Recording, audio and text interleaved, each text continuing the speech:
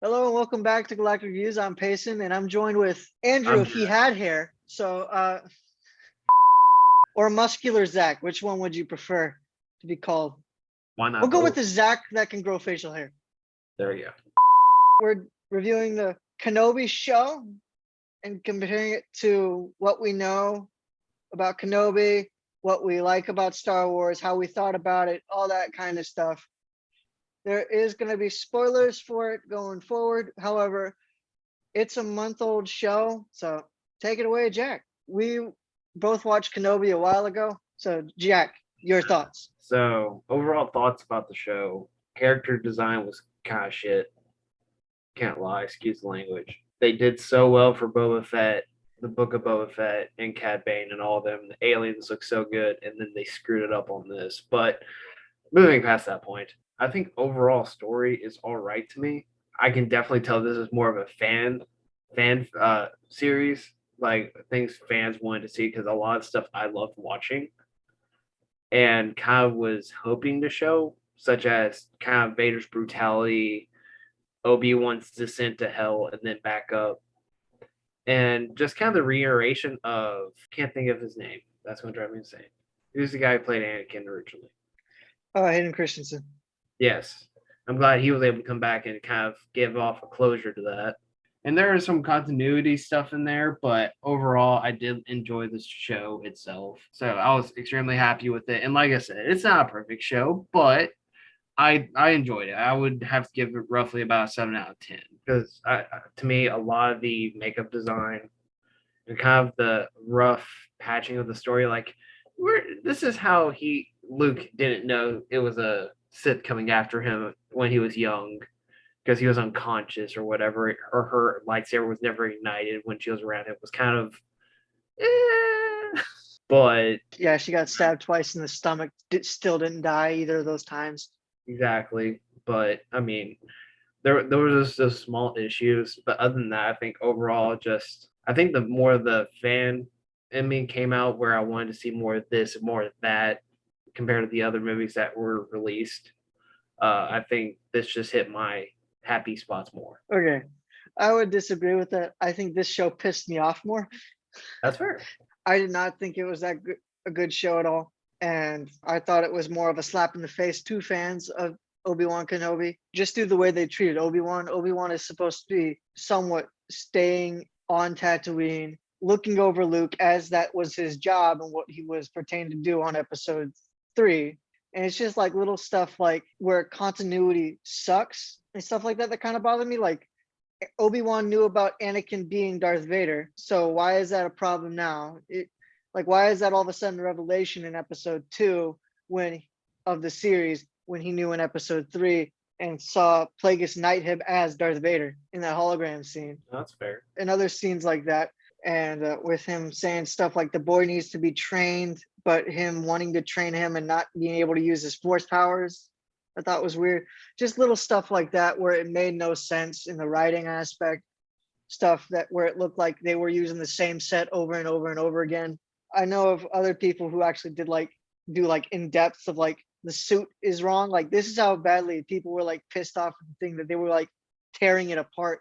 Really? Like the point where the suit was all wrong. It was a combination of the Revenge of the Sith, the Return of the Jet, like the Return of 3, 4, 5, and 6. It was a combination of all 4 of those to an extent, and it was just a modge podge of all the suits. So there are that, yeah. I'll definitely give you a video of a guy who goes way more in depth in it than I ever could, and I never even noticed it. And I did definitely notice something similar in that episode. I believe it's either episode 4 or 5 with the flashbacks scenes with Obi-Wan and Anakin, where Anakin looks like he's 40. So, and they don't know how to deep fake like they'd done before in Captain Marvel, which was a horrible movie, but they knew how to do it there. So it's just, why didn't they do that before? Why didn't they do that here when they easily could have? Anakin's, it looks like it's episode 2 style, as Anakin has his hand still. However, he has his blue lightsaber, which he doesn't have until after episode 2 because his green one gets cut in half when he's in the droid factory. So brings up that problem of why does he have his blue lightsaber? Obi-Wan's teaching him stuff in which he's this kind of pissed me off, but I don't know. It's like you don't need a weapon to defeat your enemy, and I get that sentiment, but then he takes Anakin's weapon. I just found that ironic and stupid. So, and then also it has nothing to do with the story in and of itself. It's good. It's good to see like somewhat a callback, and that was what people were hoping for in this series. But it has nothing to do with the story. It does nothing. If anything, it's just a checklist saying, "Oh yeah, we got you your little bit on Obi-Wan and Anakin at the beginning Well, for like a good like flashback scene." But that's about it. Like we're not going to give you much. There's not going to be a reason for it or anything. So my question to that is, are you just referring to the flashback itself, or are you talking about just the entire series? Because Obi-Wan really I doesn't. have heard complaints of the series not really meaning much to the story, and I've heard I'm complaints fine with. about the I'm fine with flashbacks. that. I'm fine with that honestly, because Kenobi. I'm comparing this a little bit to the book Kenobi, which was done in Legends continuity, which Disney has said screw off, and then they keep on bringing back characters because they feel like they're trying to pay homage to the fans, even though they've already said screw off. Yeah, So, don't even start about that because I so hate it anyway. yeah, but essentially Kenobi was more so a low key, like a sort of small kind of thing going book. It wasn't like pertaining to Inquisitors, Darth Vader. Darth Vader's not even a part of the book. It's a small kind of thing that makes sense. You feel the stakes in it, but it's not like galactic, like Alderaan's going to explode kind of the stakes at hand. It's like his identity might get exposed. They might find out who he is. The word might get out. So he just plays the role of crazy hermit. That's how he gets by, and that's how everybody avoids him. In this, he's sort of just out there having his identity everywhere with him working for the Empire, which I don't know why he'd need to work. Why would they have a meat factory? Isn't Tatooine known mainly for doing water? Like trying to get water out of the air?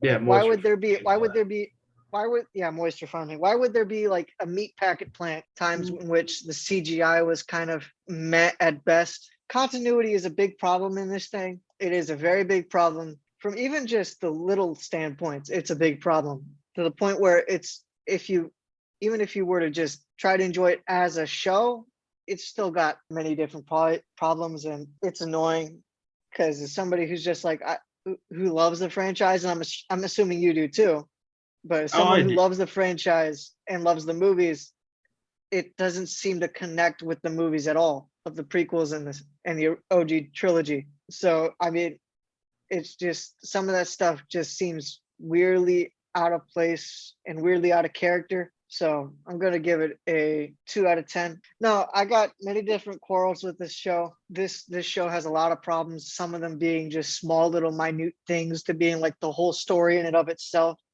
Like Obi-Wan shouldn't have left Luke alone, knowing that there's Inquisitors on Tatooine, as that was his task, to stay with Luke and keep Luke safe.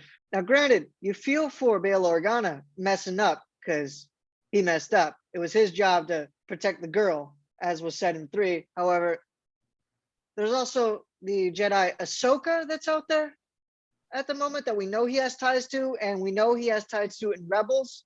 So why specifically Obi-Wan is one of my questions. So it's just kind of like stuff like that where like it's not necessary to bring him into this.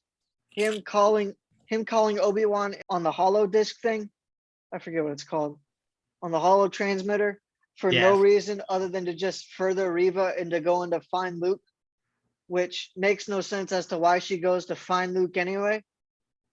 Like her whole mission as of that 5th episode was to take out Darth Vader. So why would she go after Luke? Unless she knows Luke is Darth Vader's son. I have a theory behind that, but I'll wait. Well, go ahead. We're already kind of in the discussion anyway. What is your theory about that? So the whole I'm assuming the head Inquisitor is the one you're referring to, right? The girl. Oh, Reva. Yeah, Reva. Sorry, I can't think of her name. The only reason I can possibly think she's after Luke in this whole scenario is I don't think she knows it's his son at all, but I think he's a target of interest to Darth Vader. It doesn't make any sense though. Darth Vader doesn't know about him. But he was a Force sensitive child, Yes, whether he knew about it or not. Because in bear with me before you start trying to jump Yeah, me. yeah. No, I'm listening. Kids at that age, unless they're very connected to the Force, they don't know they have a connection. And so, but however, other Force users can tell of their connection. Mhm. And so during this time, and if my memory serves me right, because there's quite a few, I don't remember the prequel or the sequel because God, it's been forever. And I probably should have watched them before I watched Kenobi, but oh well, too late. I believe that she thought since he was a force sensitive child and Darth Vader was at this time hunting force sensitive kids still to a Mhm. point, Palpatine was weird with his orders. He was still trying to make Inquisitors. So she thought, oh, if I have him as bait, Darth Vader's going to come to her eventually. And then she's going to try to use him sort of as a makeshift lure, I guess you could say. Okay, but that's That's the still only possible reason I could think of that. And that's the way I interpret it. all right. Because there's no way in hell she knows that that's Darth Vader's son. All right. Well, then I then got this question: why doesn't she try to offer Leia as a force sensitive? Because if she can feel it, she should be able to feel Leia being force sensitive as well. And I think that's where kind of the disconnect with the more recent movies kind of off put that because in the if I remember right in the prequels, not the prequels, sequels, Leia's not known to have force sensitivity until the more recent movies, correct? Yes, but even in the book, she was shown to be force sensitive, and they even Oh, in hint the towards book it in also? yeah, and even in episode 6, you still get the hint that when Luke says, "My father has it, my sister has it," showing that she is force sensitive. And also in episode 9, they have that flashback which Luke and her are training. Yes, and So I was about to get to that. And if that is the scenario, I can assume that maybe Leia's connection to the Force is so minuscule that she didn't think of her as a target. mhm. Because like I said, this is me theorizing, and I'm probably dead wrong. But Leia's Force abilities were very minuscule compared to Luke and most other Force sensitives. Because Mhm. she didn't truly start using her abilities until she was quite a bit older. And then there's the training sessions with Luke that you mentioned. But her abilities didn't really appear until way later in her life. So that's what I'm thinking is maybe she thought her force sensitivity was so minuscule that she may have not realized it at the time. Mhm. However, Luke's was more the moderate connection. I would agree with that. However, they do show her in that flashback scene, which is the only scene that we actually see of her training. They show the audience her beating Luke in the sparring match. So that shows that she is at least as strong as Luke, if not saying that she's better. And that's fair. And like I said, this is just me theorizing. Yeah, I no, could be I dead get it. wrong and right, I but think you are, but I'm just saying it makes no sense as to why she goes after Luke unless she kind of knows that he's Darth Vader's son. And it also makes sense as to why she doesn't really go after why does she go after Leia? It makes no sense as to why she would want to lure Obi-Wan out if she wanted to go after if she for taking Leia. I mean, it's Bail Organa. What makes you think that he isn't going to hire a bounty hunter to rescue Leia? Like that yeah, makes no sense. And even if you were to say, okay, you're going to get some Jedi, what makes you think it's not going to be possibly another rogue Jedi that Bail Organa helped escape? Because we know from episode 3 that he was trying to help other Jedi escape, as we yeah, see in that cruiser scene where that young Jedi, who ironically was actually played by George Lucas's son, gets killed that's by a always cool. 501st Trooper. So I mean, it's just he's got other Jedi contacts, and at least if nothing else, he's got Ahsoka.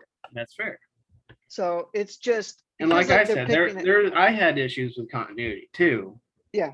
But I just when I saw this show, my expectations were absolute garbage. I was not expecting much of this show. So when I actually did watch the show, I wasn't as critical as I could have been of the show. And that was because my expectations of the show were extremely low to begin with.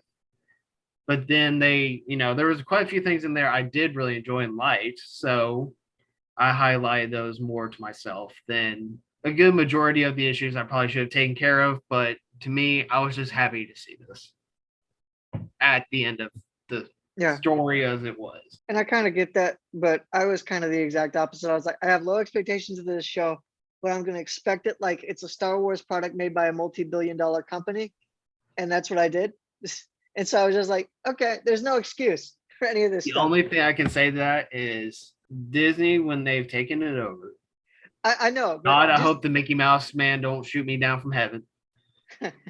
They've done an extremely amazing job when it comes to other continuities of Star Wars, such as the bounty hunters, kind of the Mandalorians and kind of their system, and bringing back the old side characters no one really cared about.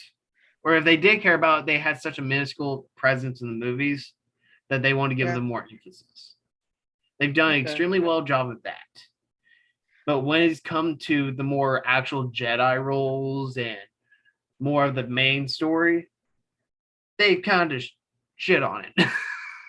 I would disagree with that. I think they've ruined the Mandalorian kind of customs and stuff with that whole stupid, you must wear the helmet, always wear the helmet, when we know that's not the case. And so they had to then explain it in season 2 as to why he was still wearing the helmet and stuff like that. And it's some stuff they do okay, but they do it out of continuity's sake. Like Ahsoka, there's some really good Ahsoka arcs. However, Ahsoka being alive is a giant continuity error because she knows she knows who Anakin is. She knows she doesn't go and help Luke at all. Why doesn't she? It's the fate of the galaxy.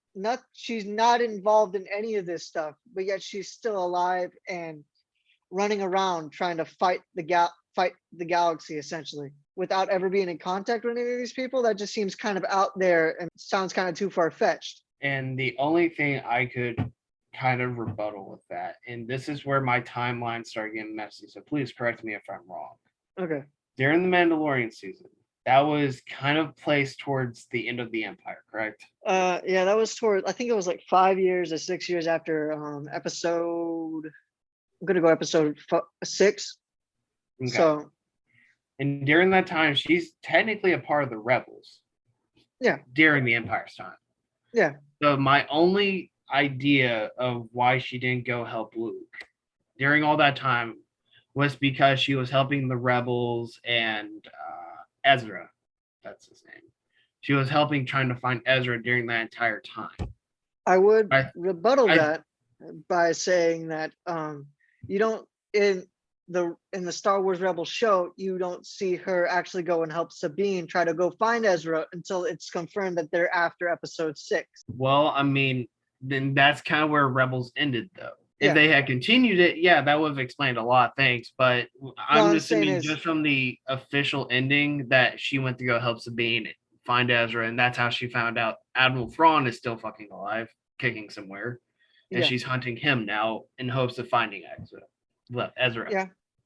So that's the only reasoning I'm going to say for that is because at the official ending, and that's why I use parentheses around that. Yeah, but what I'm saying is Sabine doesn't go to find Ezra. Sabine and Ahsoka don't go off to find Ezra until episode 6, until after episode 6 is complete. What I'm saying is, why doesn't Ahsoka try to train Luke when she knows about Luke, if she is part of the rebellion? Well, at that time, he did have Obi-Wan Kenobi, and yes, he died, I think, 4th movie? 5th? Yes, but there's still like a year of gap in between 4 and 5, in which he doesn't get any training from Yoda until I think episode 5. And then, like I said, this is where I needed to go watch the original movies to remember all this because it's been so long. But I think it's a year gap in between 4 and 5, and then 5 and 6. So there's still that period of time in which Ahsoka could go help train Luke, at least during 4 and 5. And that's fair. I mean, and they still, it's never answered. So we can assume and ask questions, but and that's kind of why I'm kind of getting annoyed with how things are going right now with it, is because there are quite a few considerable gaps in areas that would love to be explained. Yeah. Because we see, Ahsoka, for example. We know she's alive. We know she's helping the rebels. She's part of the rebellion and all that. Where was she? Because she is one of the more seasoned She's not a Jedi technically, but Seasoned she's fighters, one of if the more anything. seasoned Force users and fighters. Yeah, And so she she would is have been like she's much like Rex, and she is a war vet. that would be a So I perfect mean, it's combination just for that. so I mean, it's just doesn't make any sense as to why she isn't involved either. Like at least for Rex and Wolf, they gave somewhat an explanation. Actually, made Rex part of Episode 6, Yeah. which I have a theory it wasn't actually supposed to be Rex. That was actually supposed to be Sev. And this is my theory. A lot of the stuff that they've done, they've ended up stealing from like Legends or just using other content to make that kind of content. So I'm just like, there's nothing really to prove it, but there's nothing really to deny it either. Whereas like they were also trying to make Exactly. a Rebellion Commando or Imperial Commando game in which it was going to focus on Sev starting up the rebellion. And so I'm thinking that would be a good place for Sev to be. That might be why it's now Rex being in that spot, because now they would rather use a character that's more well known. And And so I'm love. just yeah. And Sev was loved at the time. So I mean, it's just it makes more sense to use Rex in that format. And Yeah. and it's at that point where I'm just like, because I mean, I've read the Republic Commando books, and like you get to see all the kind of stuff you see in Clone Wars, with like Oh all yeah. the clones being all together and stuff. I don't know how much of you read. I know you read the one book. I actually bought them. You actually So bought them all? I'm on book 2. I'm halfway through it roughly. Oh, nice. So Hey, Amazon Kindle, man. it's just a lot of that stuff is kind of stolen from that as well, or just well, at that point it was more mirroring that. But Yeah, and then once again, that's something I'm kind of getting very annoyed with is you have the canon stuff and then you have legends. yeah, and they're trying to bring And legend they're stuff trying to over into intertwine them, but they're being very nitpicky about their legends and which ones they choose. yeah, Which is kind of getting annoying because a good portion of the legends from what I've read and what I love to read is intermixed with other parts of legends to make it one fluid story. yeah, However, they're nitpicking crap and it makes no sense. And so when they throw it into the canon, it gets really messy and very ugly. And yeah. it's what I'm getting very annoyed with right now is they're Well, doing that. well, another thing that's weird about this Kenobi show, besides it not being about Kenobi, is they decide to take his character and completely twist it and turn it around to where it doesn't seem like Kenobi. Like even in this book, which had him being sorrowful, this is like right after. This book, I think, was like written to be like almost like a month or two after like he got done fighting Anakin.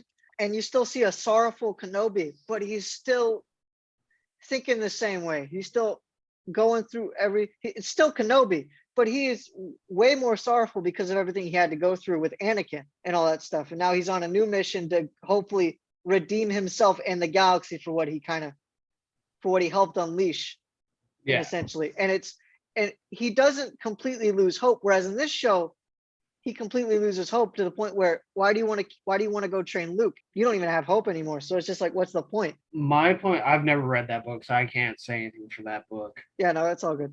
But It's a good book though, but I have no doubt. But in my point of view, because that was kind of one of the things I also saw was he went into a very severe depression.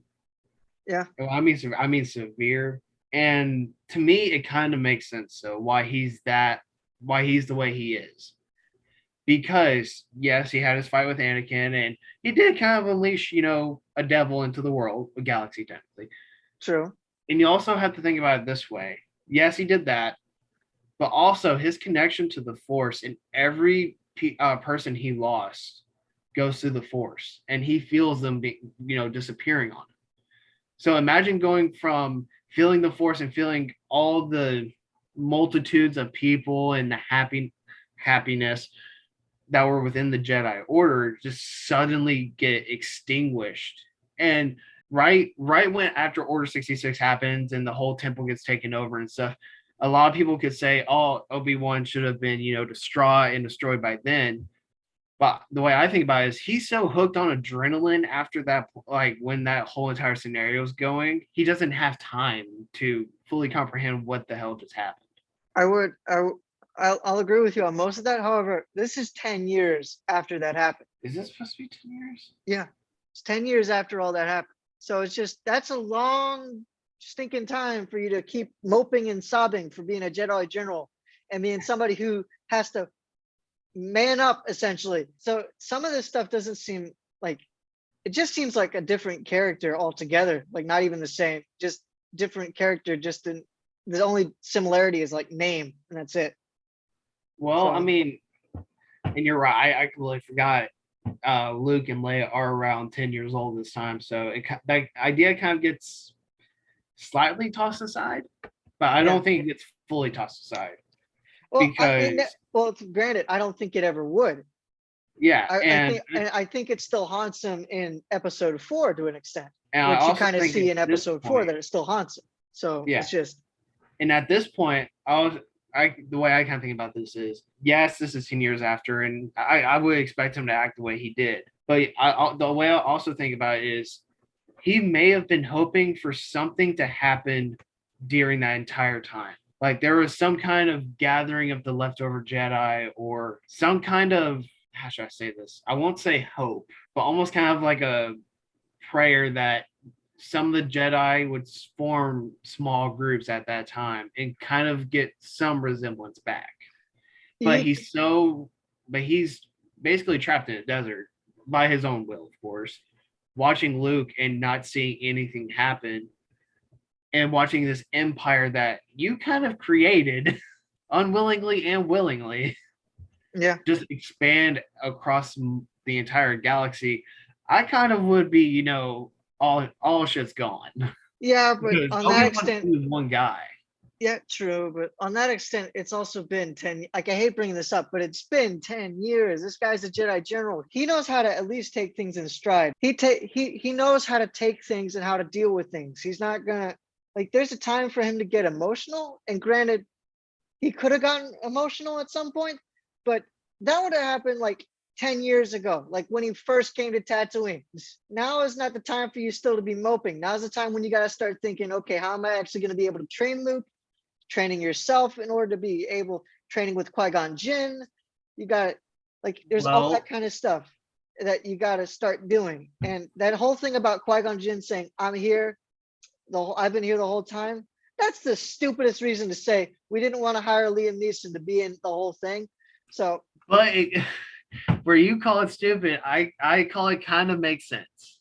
I call it for the only reason I say that kind of makes sense to a degree is because of his severe depression, his own cutoff from the Force, that he just, and that's kind of where you go into him wanting to train Luke, but not using the Force. Kind of his own way of protecting Luke from activating his Force sensitivity. Okay. Because the longer he trains him without using it, the less likely he's able to be detected, and the more, down low he can be. Yeah, but the problem with that is Tatooine is an outer skirts planet. It's a planet on the outer rim. It's a little cesspool of nothing. In fact, that is what they call it in episode 1. I know, the cesspool of, yeah. So, I mean, it's just, so it makes no sense as to why people would be looking there for Force users, considering that's out of the Empire's range. That's hut space. But you have to kind of think about once again, 10 years, I know, but you release Darth Vader, technically, at this point, and the Empire has grown so massive to an extent where they do touch the outer rims, even though very slightly, and you are a very paranoid Jedi who saw the massacre of your own order by the hundreds, so you're going to be paranoid and like schizophrenic to hell. True, but at that point, Darth Vader was under control. He didn't start losing control until after he found out he had a son. That's when he actually started thinking back to being Anakin. Darth Vader was completely under control, and a Sith apprentice was essentially what he was. Yeah. You could see him kind of be paranoid and not want to go on Tatooine anymore, but that's not going to be what's going to be the deterrent thing. If his stuff needs to get done on Tatooine, he'll go to Tatooine, but it's not, he could have a preference, but he's not going to let feelings get in the way anymore. And that's something that you kind of see throughout the whole thing. Yeah, but it didn't necessarily have to be Darth Vader to show up, though.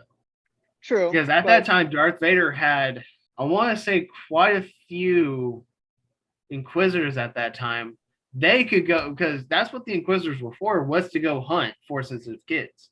Yeah. And so they could have just, for some reason, went to Tatooine for who knows, for unknown reasons, and were like, something's here. Quite and that's where possibly. one of my arguments come in, because the Inquisitor looks like a freaking mushroom, where he wasn't supposed to look like a mushroom. And they did such a good job with Cad Bane and quite a few other aliens, but they butchered him. Which one? Which Inquisitor? Yeah, because two of them look like mushrooms in my head. All of them. All of them. Okay. I'm sorry. And we're talking about mushroom. I'm talking about the Grand Inquisitor before what's her name? Because I'm also like the second brother kind of looks like a weird kind of. The second brother, he kind of looked or whatever. I think he's like the fifth brother. I think is what he is. I don't know.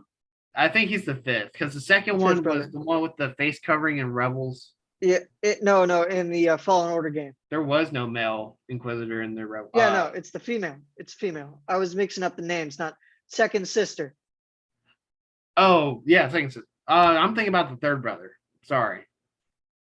No, that'd be Reva, the third sister. Third sister? Then who was... I'm so lost. You might be thinking of like it's not the 10th, I think it's either the 7th or the 6th brother.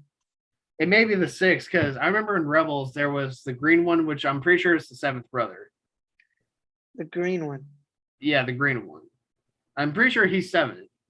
The one with the mushroom hat? Yeah, the mushroom hat was green. I think he's the 5th brother. I'm not 100% sure on that one.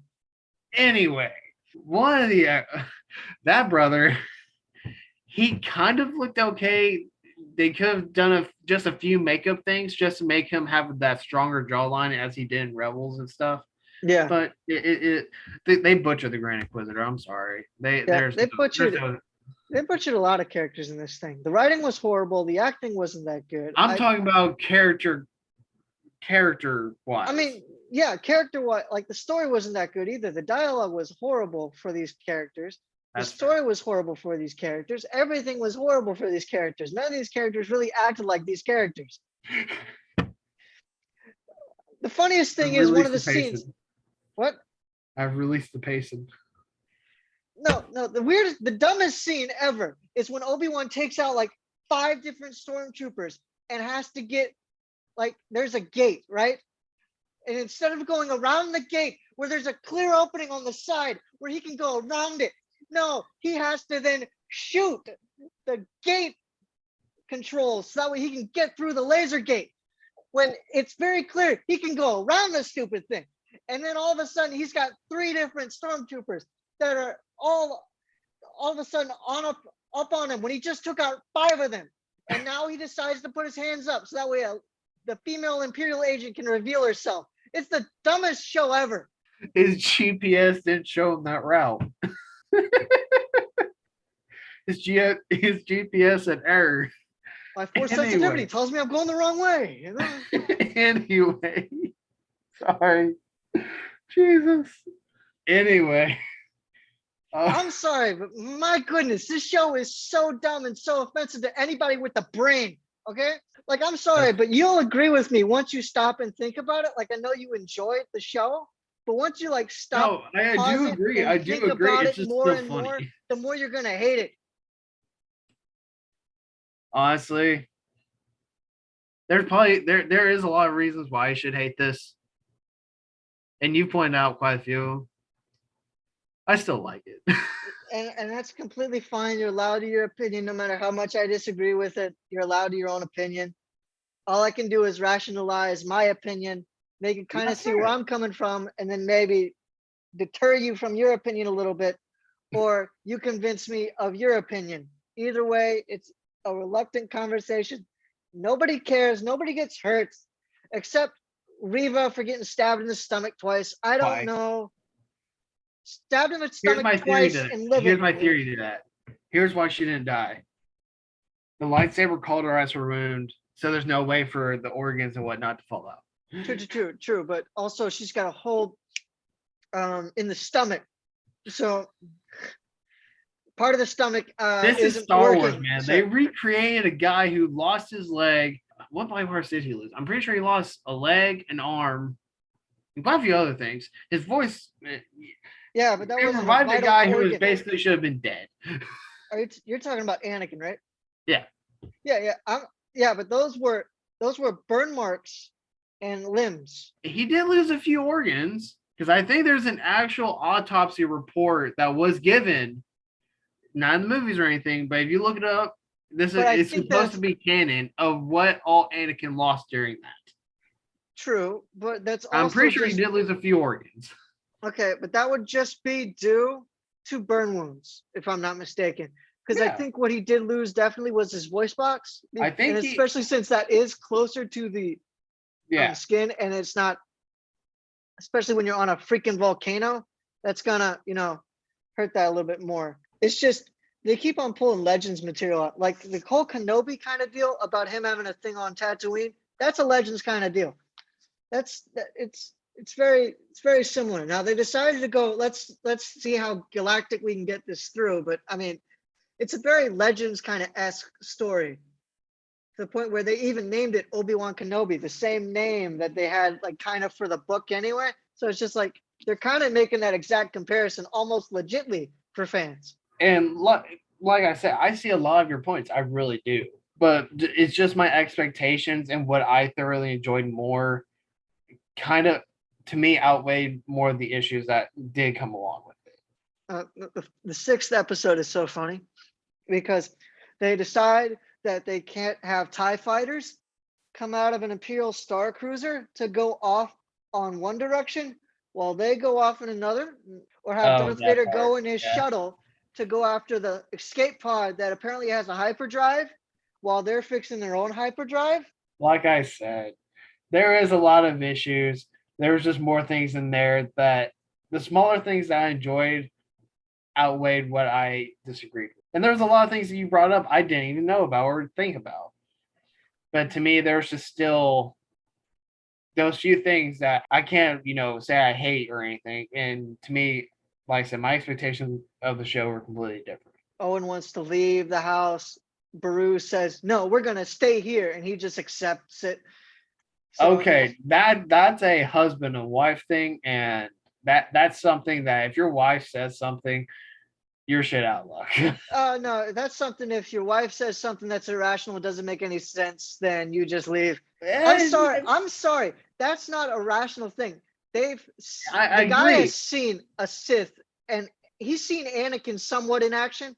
He's seen a Sith in action in the town. You know very well that even with the little training you have, you can't defend yourself against her that effectively. And that's where I come to, it's a relationship thing. Because where you think logically, yes, he's just, if you're at him in that position, you would just F the fuck off. Yeah, I would have just taken Luke and left. It said, fine, you can visit the Siths. Tell me how it turns out. But in a different logic, I like how she put him in his place, though. That was a good scene where she put him in his place. Oh yeah. Yeah. Giving the man one for. I will give Owen and them some credit. They did put up a decent-ish defense. Yeah, but also they gave her a little bit of a run for her money. Yeah, a little bit, not much. She was also still wounded. But still, they did put up a little bit of a defense against her. Yeah, and they didn't know about her being. They also didn't know about her being wounded when they went to go fight her. So once again, a continuity issue I know of, but I'm just gonna play it off. They really just wanted to say, "Oh, we gotta have this epic fight scene, but we don't have enough extras." It's the kind of what they were kind of. It felt like they were doing that. It's like we don't have enough extras to move the people. Like say we're gonna defend this kid. Anyway, that'd be actually cool to see like a whole town full of people go up against the Inquisitor trying to defend Luke. Yeah, I do agree. I think that would have been a lot more epic. Yeah, it would have made no sense because then everybody would have known about Luke. But for what they gave, it actually makes sense why Obi-Wan separated himself a bit more from Owen.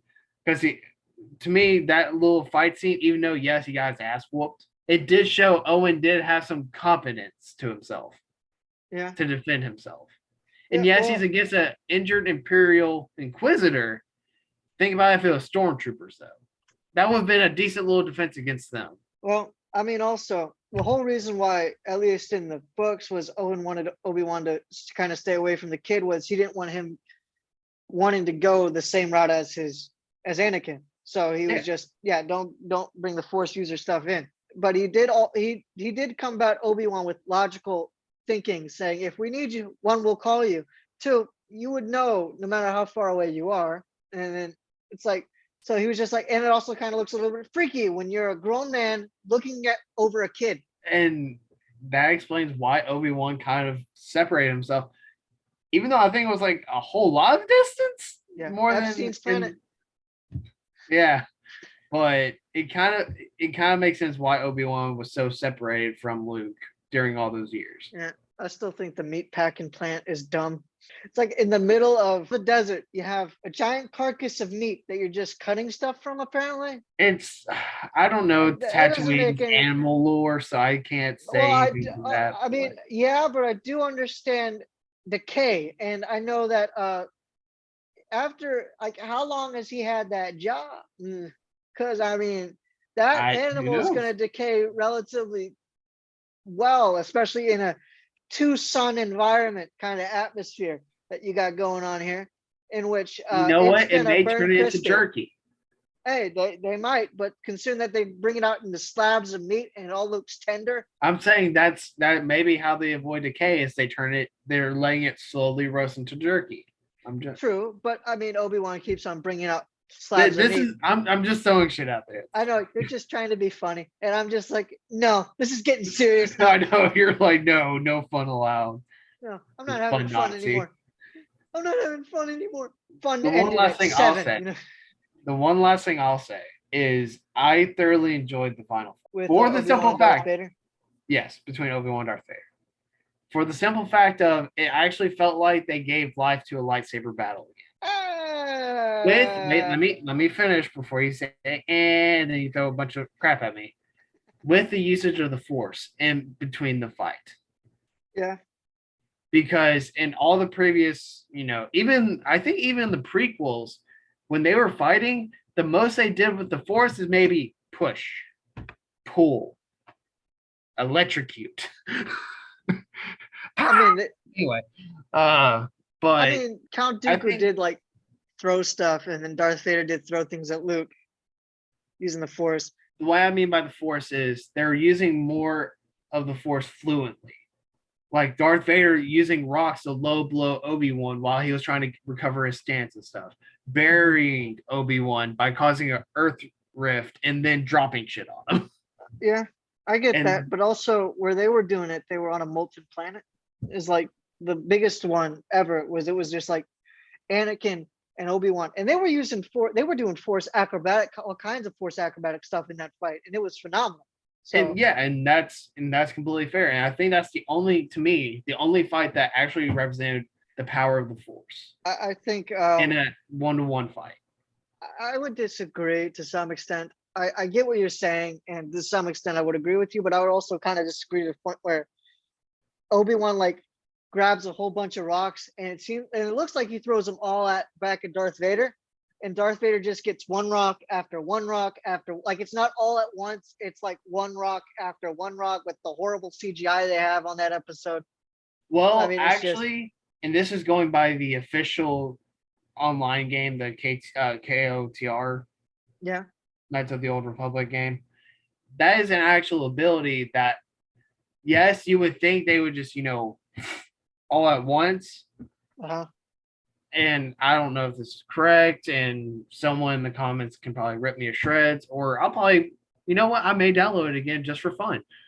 I think the way the ability works is they lift multiple projectiles at once, and they have to focus one at a time to throw them. And I think the more powerful in the game you get, I think it's like fixed in the game. But to my knowledge, in the way I think, the more proficient you are at using that kind of ability, the more rapid fire those rocks can get. And I think that's what they were trying to represent in that. And I give that to you. But however, it seemed like he was moving like masses of rocks, like not just one. It seemed like he was moving multiple of them at Darth Vader, at least from what I remember.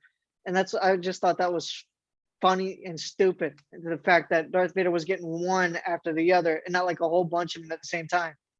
Well, and the way I think about that is maybe Obi-Wan, yes, he could have chucked them all at once, but if you throw one object at a certain spot multiple times, you're going to end up breaking it.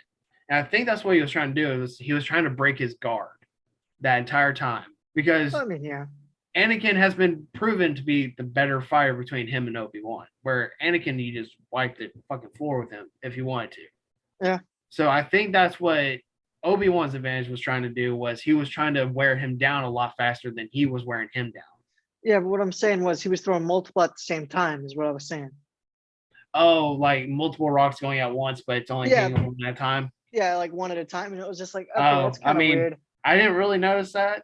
To me, that's what I remember seeing. I could very well be wrong. Also, I thought that was dumb that they don't have Darth Vader's TIE fighter. Instead, they had to use the Imperial shuttle. Yeah, the Imperial shuttle. I won't lie, that kind of did bum me out because I was kind of hoping to see his TIE fighter. Yeah. But in the same sense, I'm okay with him coming in shuttle too because it's still canonically correct. But I mean, I would rather seen him in a TIE fighter. Considering that he's got it, he could easily go shoot this guy down if he wanted to. So it's lazy and dumb to some extent. But I mean, if Darth Vader was to shoot him with his TIE fighter, it kind of just defeats his own purpose. Because the way I think about it is Darth Vader wants revenge to a degree. He also just wants to, kill Kenobi straight up. But I think he wants to feel it with his own blade. And I think that's the only reason why he may not have taken his TIE fighter, was just so he could finish it in person. True, but he also doesn't go looking for Kenobi at all. He's not out for that kind of revenge. It's only now that we're actually seeing him be out for that kind of revenge. So, well, I mean, during all that time, I don't think Darth Vader knew where Obi-Wan was until the whole, I think it was the Inquisitors. Yeah, anyway. No, but what it does say is that I believe it says, like, Palpatine does say, you need to quit this revenge kind of hiatus and stop this whole search for looking for Obi-Wan, which implies that he's been doing it before. So yeah, because I think even in the comics, while Darth Vader is looking for Jedi, I think he has an Imperial officer looking just for Obi-Wan, because he does. But yeah, that very well could be true. I think it's a Legends thing. I don't think it's a canon thing, because I know I've seen it before. Yeah, but because I recently watched the video actually. Okay, well, what I'm saying is he doesn't like devote all his time to go look specifically for Obi-Wan, which is what the show kind of implies him doing. Like, that is his main purpose, is to go find Obi-Wan. I think that was a miscommunication with the show. And I think that's not between you and the show. I think that was just the show's miscommunication.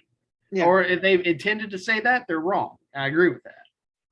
Because at that time, Darth Vader is looking for other Jedi. However, he doesn't know where Obi-Wan ended up, so he's just hunting Jedi in general with the hopes of finding Obi-Wan.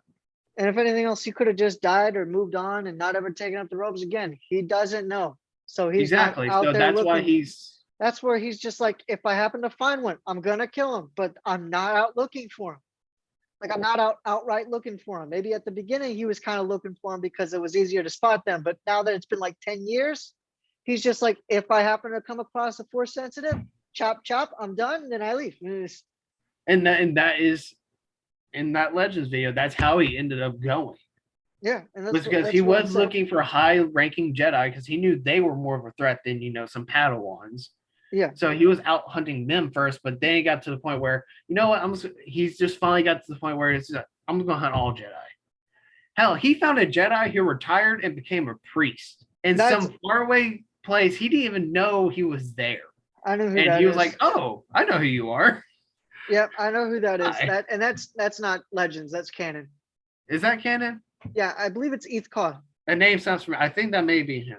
Yeah, it's Eth Koth because he was. But I think that's kind of where that's how this scenario kind of came about. Was they were just looking, and they just happened upon just find him. Yeah, no, I get that. But also that seemed to be more so in the beginning years as well, if I remember that comic correctly, because I believe that's in the beginning years. Because I mean, not a lot of stuff. And once again, that comes to a timeline issue where those kind of stories get kind of messy timeline. To which then I blame Disney, because that was their whole reason for not wanting to do this. Yeah. So just admit you didn't want to do this because it had good storytelling and you didn't have your agenda in it. That's the only reason why you wanted to do it. So, But yeah, I think after the whole Palpatine finally interfered with him, because Palpatine actually started screwing with his searches for a while. Because yeah, what no, he was definitely did go like testing him and making him like on his toes still. oh Like yeah. even in Legends, like Swiss or Sas Cuis was the guy's name, and he was like a Jedi that ended up turning to the dark side. Yeah. And I think they ended up later cloning him, so to like make him like Jedi stormtroopers. And I think they all Yeah. end up turning on Darth Vader at some point anyway, so he has to go kill every single one of them. Yeah. So And that and I think like, I'm not saying it doesn't happen. What I'm saying is the way that they do it doesn't seem like Palpatine at all. Like it doesn't seem as clever as what he would have done. I think that I kind of agree with you because it doesn't seem like a Palpatine kind of thing to do. Because But the man's clever. at that The guy staged the whole galactic war just to get power. I mean, yeah. Eh, yeah, to get power, I can't lie with that. But no, to also get in power Palpatine did have democratically and not by force. that's fair. That's fair. But I also think Palpatine had so many experiments at the time because he had a lot more Sith. He didn't call him Sith, but he had a lot more Sith than he led on to believe with Darth Vader because he had assassins out the hoo ha. He had dark Jedi, Yeah, which he didn't call Sith, but he called them dark Jedi. Just roaming in numbers and doing his own little task for him. yeah. And then if one became powerful enough, he'll say, Darth Vader, I found a Jedi for you. And just hand him like a little pamphlet. He'll test them and see whether or not they're worthy or not to actually become his new apprentice. Exactly. And And I that and think that was something that seemed more like Palpatine. Because I mean, even Mara Jade wasn't as powerful, and she never got to that point. So I mean, it's never like something that drastic of a thing. But in the whole cloning of, I think his name is Sixus, the Dark Jedi that Palpatine cloned and all that bullshit, and then turned on Darth Vader. yeah, I think that was kind of his way of doing his early experimentation with cloning himself without the Cam Kamino, yeah, whatever. Kamino kind of technology and stuff. Yeah, no, because he does later end up trying to clone himself into another body, and it ends up going horribly. So, And that's where the whole the newer movies come into play. But I well, think no, that I'm was talking just about his. I'm talking about just in general. He does it in Legends, if I'm not mistaken, but it goes horribly for him, and I think Luke ends up defeating him then way easier than when he did in 6. I mean, that's possible. I've never heard that story, but it could I'm pretty perfectly sure I exist. remember. I'm pretty sure I remember Palpatine cloning himself, and then going in and inhabiting that body, or to some extent. I wouldn't I doubt don't. it. I don't exactly remember, but I do remember that something like that did happen. Not everybody liked that, but not a lot Yeah, of people liked that. it's But Legends though. Legends yeah, kind of can do its own thing, and it's kind of like an experimentation almost. Like, yeah, what do people like in Legends and what they don't like? yeah. And I think essentially, it wasn't that long after that thing was created that he was killed because not a lot of people liked that. So Yeah, it's just exactly. So it's kind of the beauty of Legends. You can come up with like some crazy idea or storyline, and if yeah. people like it, great, roll with it. If they don't, guess what? You can end it very quickly, and it doesn't mean crap. Yeah, Especially now. the difference between Legends and Disney. Legends listen to the fans. Exactly. Yeah, that's true though. But no, I mean, yeah. So Yeah. You want to end it here? Because I got uh more, but I mean, I don't you have think I want to go. more.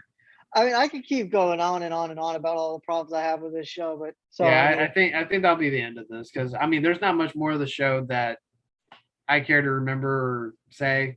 There were certain bits I loved. I think yeah, the whole hello there, yes, I loved it, but I also hated it. yeah. I Because didn't I was like, like the oh whole man, thing that's such about, an iconic line. yeah, But God, the meeting has kind of just died for me. yeah. I didn't like the whole thing about him meeting Leia. The whole thing about him in episode 4 was he never met Leia before. That was one thing where I'm just like, if anything, it should have been him and Luke. That would have been a better kind of story. Yeah, Because at I least, do remember because that in Luke, the sequel. because Luke does like know him, and it seems like he knows him more than just the hermit guy. Well, I mean, at this, In I like think this is episode where they 4. kind of wind the continuity a little bit better. Was I think Owen referred to him as Uncle Ben or whatever, or Crazy Ben. But at the end of it, Owen was kind of a little bit more accepting of Obi-Wan towards the end. And so I think that may have been where Luke was like, oh, it's Uncle Ben, or Crazy Old Man Ben or whatever. Which doesn't explain his whole thing in episode 4 when he's like, when he talks about the old hermit. When he's like, I think it belongs to Ben. Do you think Ben Kenobi? And then they go like, don't want you talking to that old hermit. He's a crazy fool. Like that kind of ruins that a little bit too. Okay, I can kind of see that. To some extent, because I mean, if they're going to be nice to him here, wouldn't you think that would like change the whole dynamic, or is he just like only doing this as a one-time thing? Well, it may have just been a one-time thing because I don't think Obi-Wan's actually ever had like a face-to-face conversation other than the very end bit of episode 6. Yeah, Where Reva he should just have says, died by the end. hello there. Huh? Reva should have died by the end, where Obi-Wan just, where like she decides to give up Luke, and she's kind of hanging over. Obi-Wan should have just killed her right then, because she knows about Luke. I can kind of agree with that because she does know too much information. Yeah. But I think say that's where Obi-Wan slowly starts turning back into his old self, where he's not as, cynical about things. I mean, because if you also think about it, in Rebels, Darth Maul, one of Obi-Wan's most, notorious enemies, he gives him closure at the end of their fight. But he still kills him because he knows about Luke. Well, he didn't willingly kill him though. No. He was like, he immediately went on the defensive once he mentioned Luke. Well, it's because he didn't know exactly who was there. But the idea of it and him finding out, yes, that does make sense. But with Maul coming there with the intent to already go ahead and attack, the only reason Obi-Wan's even still there, I can kind of see why Obi-Wan got on the defensive very quickly. True. But he also doesn't go and attack. Like, he doesn't, like, he actually, like, kind of just stays at a distance with, like, his robes and kind of somewhat relaxed. It isn't until he mentions Luke that he's like, okay, we're going to fight. You're going to die now. And I kind of think that's where kind of their whole story intertwining with each other. Like, they've been enemies for so damn long and have such a deep hatred for each other. Because, I mean, Darth Maul did kill Qui-Gon, which... I'm not saying it's not a good closure scene. What I'm saying is that doesn't line up with what we know about Obi-Wan in this. So, like, Obi-Wan should have killed Reva, 1. 2, how is Obi-Wan able to defeat Darth Maul in, like, 3 swipes when he can barely force hold Leia up on top of a building to let her down? I mean, it's that kind of stuff where it's like, yeah, I'm talking about in the show, in the Kenobi show. I think that at that time, Obi-Wan started recovering himself, though. If he, yeah, but that also... Episode 6. But that also killed Luke Skywalker in episode 8. So I mean, but Obi-Wan at that point was kind of kicking the bucket.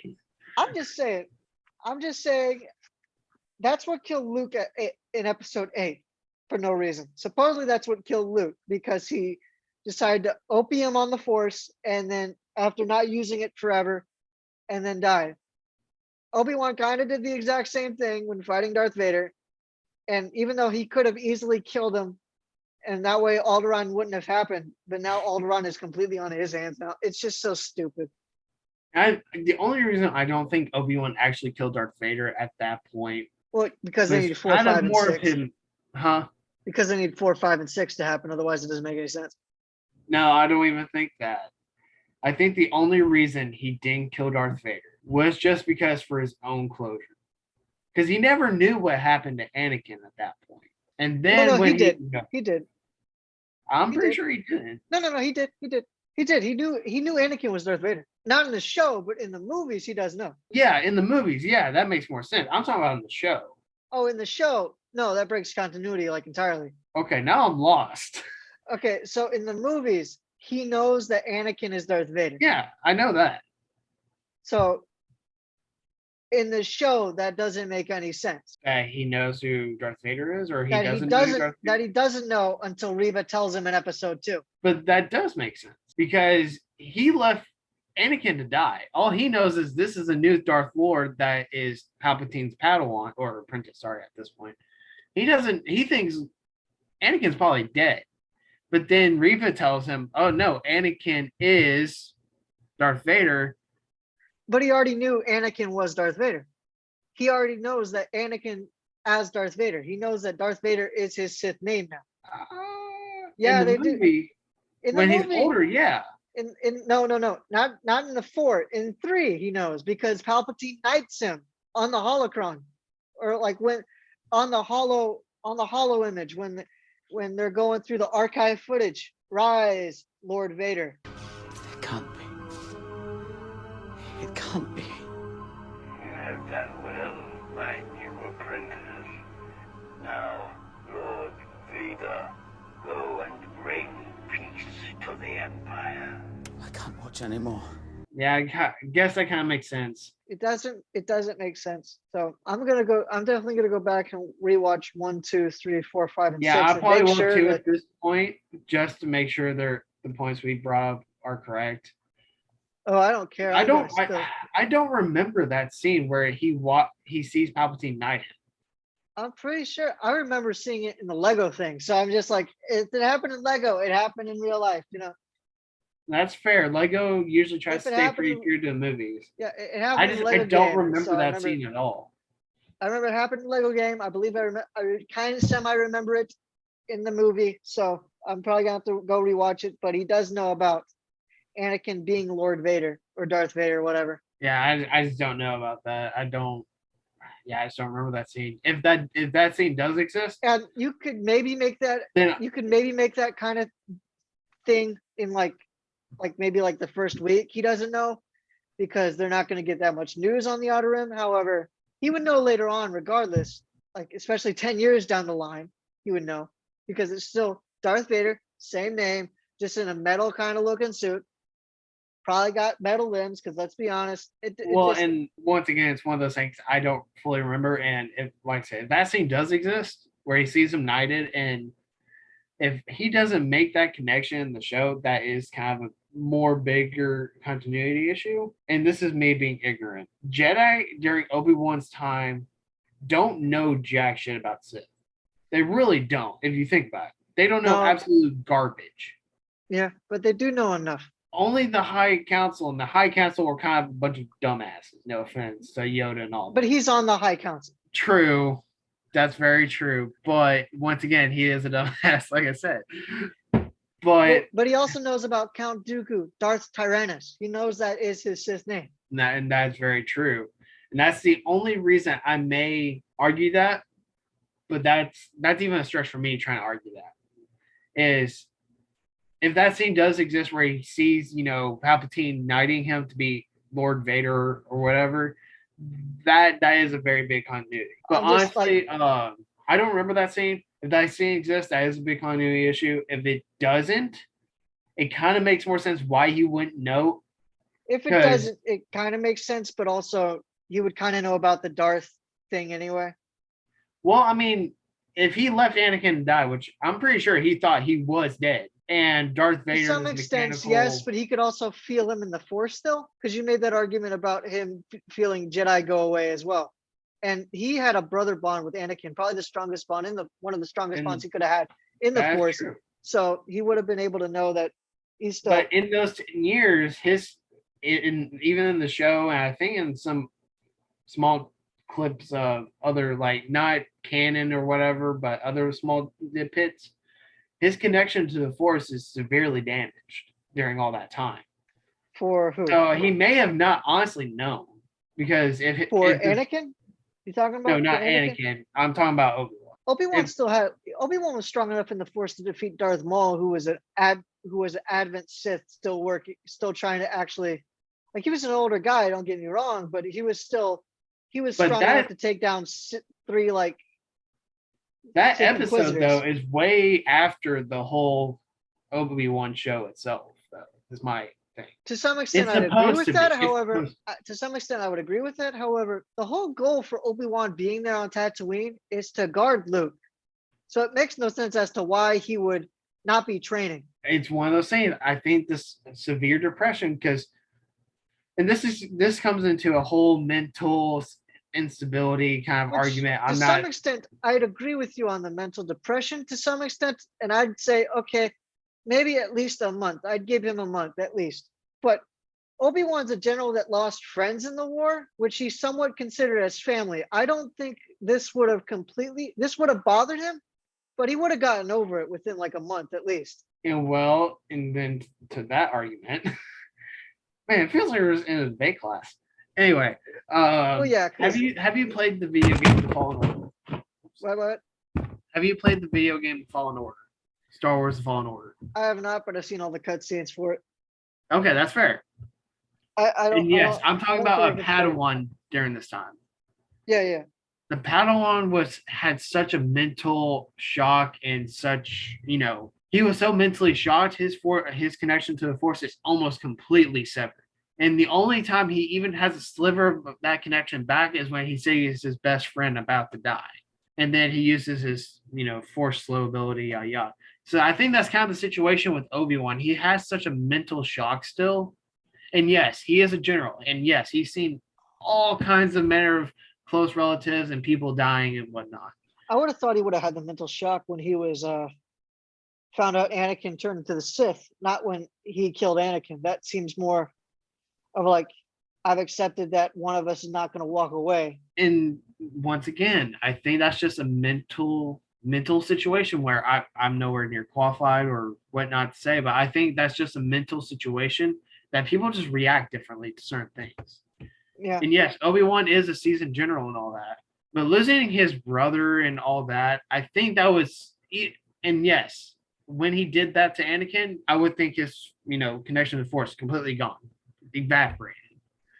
But I think there was so much adrenaline going through his head and mind and body and whatnot that he was just kind of numb to the situation at that time. And then at the end of it, where he calms down and the babies are here and Leia died. Sorry. Padme Leia. dies. Padme. I'm sorry, Not Padme. Leia. Sorry. Yeah, Padme Organa. Sorry, wrong person. When Padme dies, and Padme Amidala. it doesn't matter.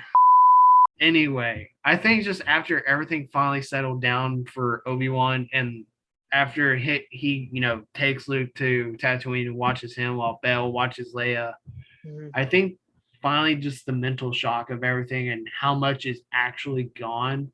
Yeah. Hits him like a freight train and he just breaks. Yeah. And yes, and you can bring up, he's a general and all that. I wasn't going to bring that part up then, but I was just going to say he's been tasked with guarding Luke. So he would need to want to train back, if nothing else, to get as strong as he could in order to fight. And that's very fair. You would, if you were to protect the chosen one and all that, and well, he technically was the chosen one. I can't put parentheses around that. I'm sorry, quotations, not parentheses. God, it's one of those days. No, Rey's the chosen one. 7, 8, 9 confirmed it. Yes. She's Rey Skywalker. Because anybody can take a name now. Don't get me started. That is one thing that I hate. Anyway, maybe that's we're not getting into those episodes. We're not doing that. Maybe that's just who she identifies as. But anyway, I just think he doesn't think there's that much of a threat around him. Yes, the Empire's there and stuff. I don't think he has the mental idea of I need to start training in the Force again. I need to get my shit straight. I think he's just kind of in those things like if I'm around him, I can protect him. Mm-hmm.